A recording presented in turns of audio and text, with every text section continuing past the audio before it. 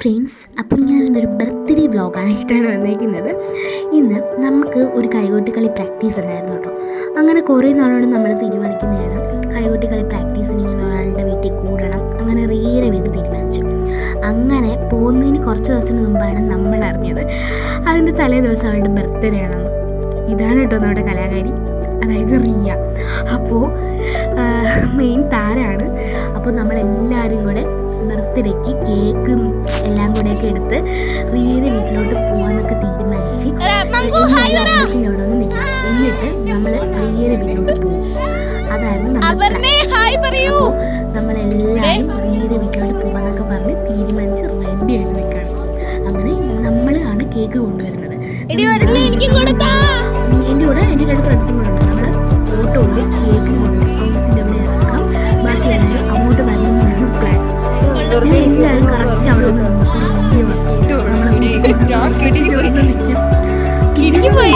പക്ഷെ അവരാരും പറഞ്ഞില്ല ഇങ്ങനെ കേക്ക് വരും എന്നൊന്നും പറഞ്ഞില്ല.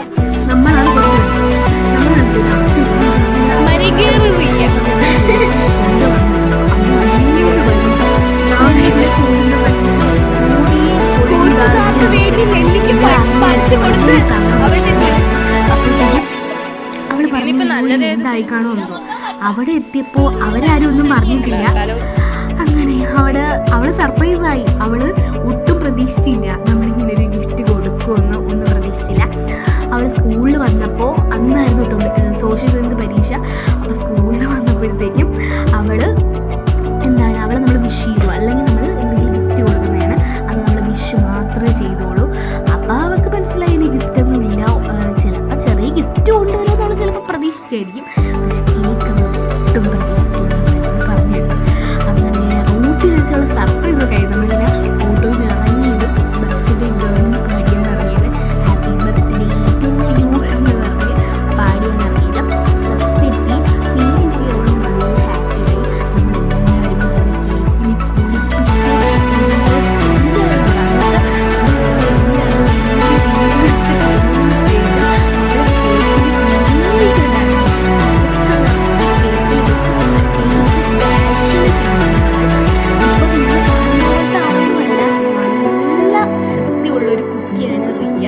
ഇങ്ങനെ ഇരിക്കണം എന്ന് വെച്ച് നിങ്ങളൊന്നും വിചാരിക്കരുത്.